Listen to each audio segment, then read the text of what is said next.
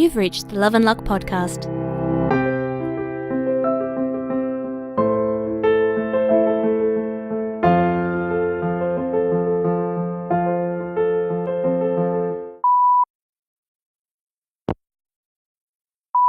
Hey, some flowers just arrived at the bar for us.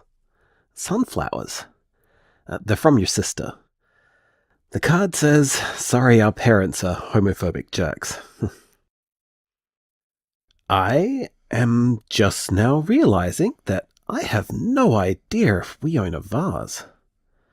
I'll see if I can find one.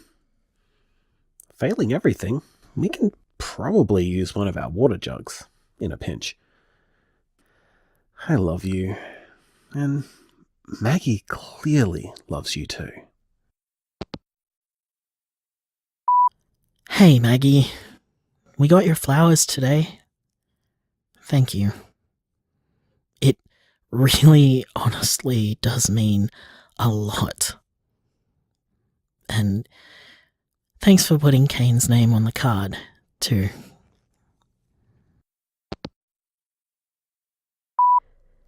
Of course Kane's on the card. He's your partner. He's family too.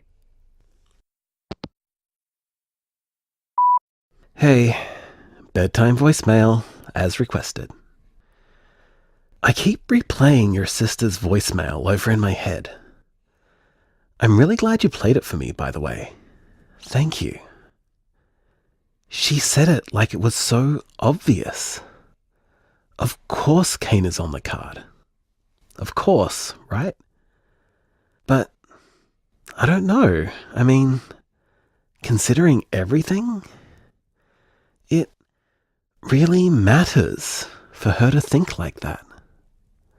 For her to welcome me into her family like that, into your family. It's a little strange when I think about it. I mean, I've only met her once. But that was enough. She saw us together. She saw how happy we are and how good we are together, and that was enough.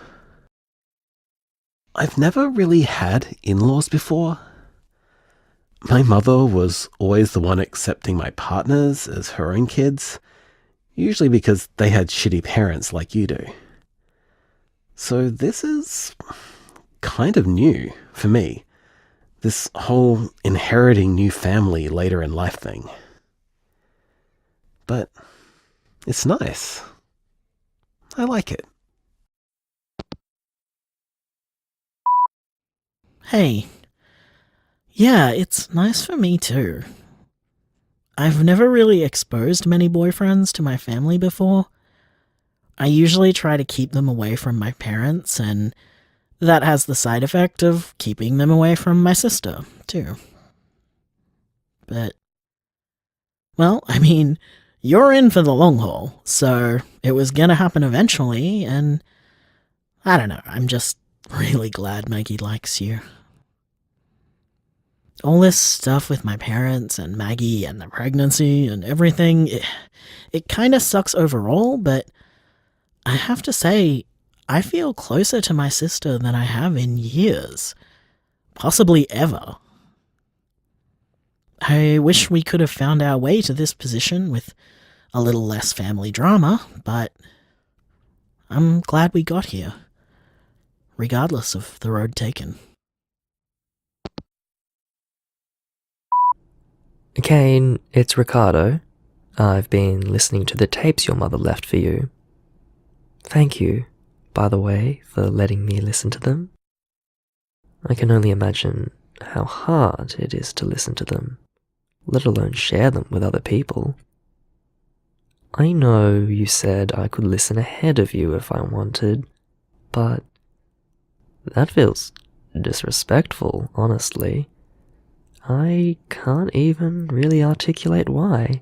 It just does.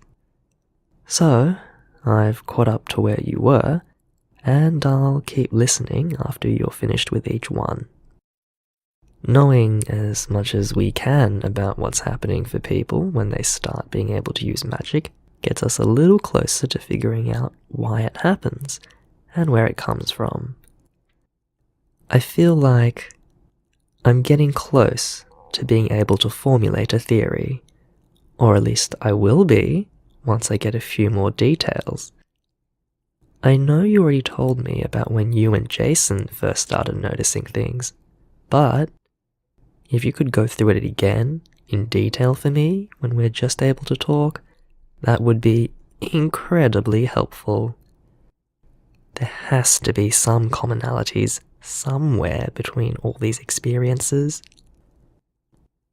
I'm about to try talking to Helen about it again, see if I can find out more about how hers works and when it started.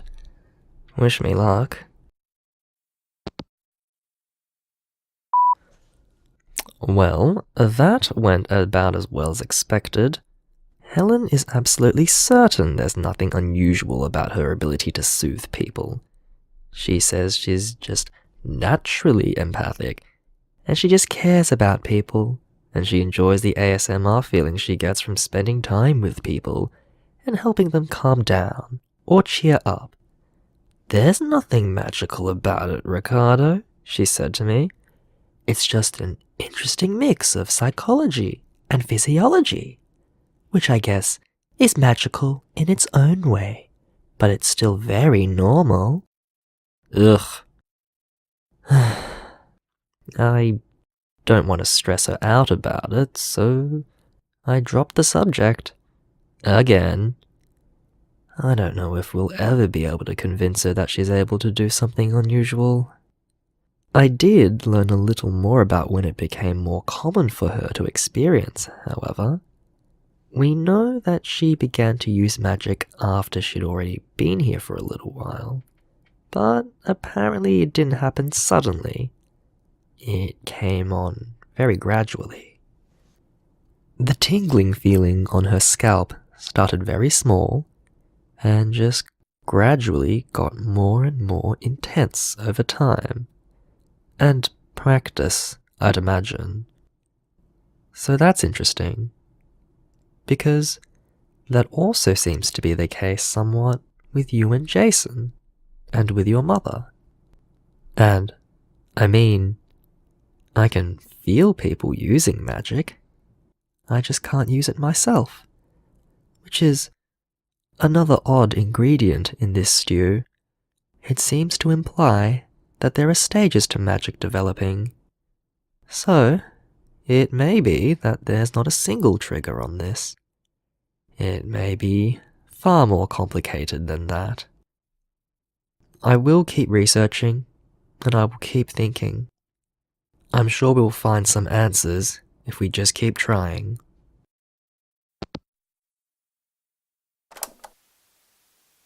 Hey, baby.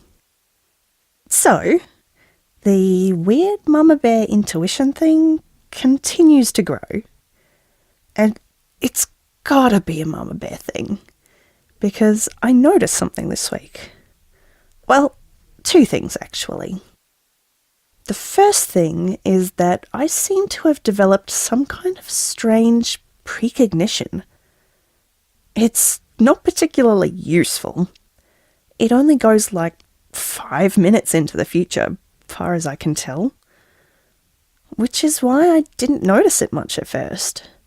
Because it's very similar to just the normal feeling of watching something play out and knowing how it's going to go, you know? But it has started to get kind of spooky. Like knowing I'm about to bump into a long-lost friend in the outer suburbs. Or knowing that I'm about to get a phone call from my mum. Things like that.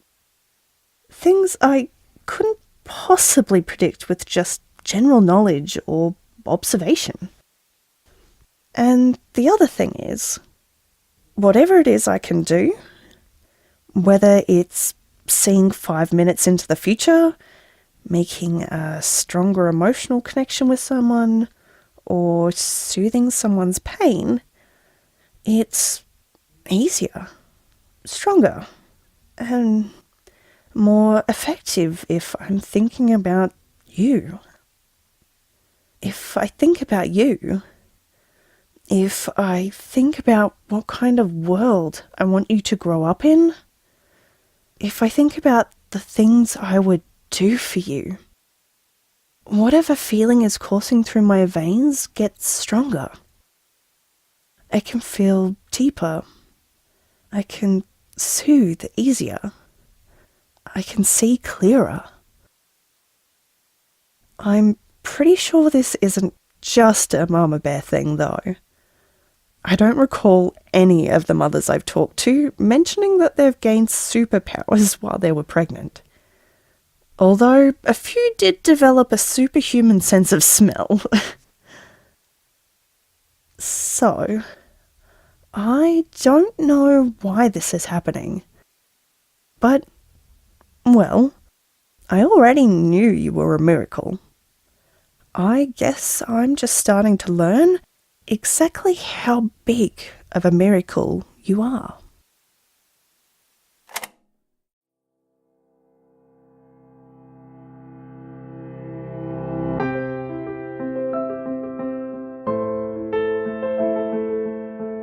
Love and Luck is written by Erin Kian and produced by Passival Pairs Productions. Kane is voiced by Lee Davis Thelborn. Jason is voiced by Erin Kian. Julie is voiced by Nick Rimmery. Ricardo is voiced by Justin Jones-Lee. Maggie is voiced by Shelley Dunlop. Credits spoken by Rosalind Quinn. Recorded by Kermie Braden and Eris Barnes. If you're enjoying Love and Luck, consider backing us on Patreon. We do our best not only to make a high-quality show for you, but to pay everyone involved in its creation. Your monthly donation will be directly supporting queer art by queer people. Pledge now at patreon.com/passivalpez. That's patreon.com/PASSERVULPES. For more information about Love and Luck, check out our website, loveandluckpodcast.com. You can also find us on Facebook as Love and Luck Podcast, on Twitter as @LoveLuckPodcast, and on Tumblr and Instagram as Love and Luck Podcast, or one word.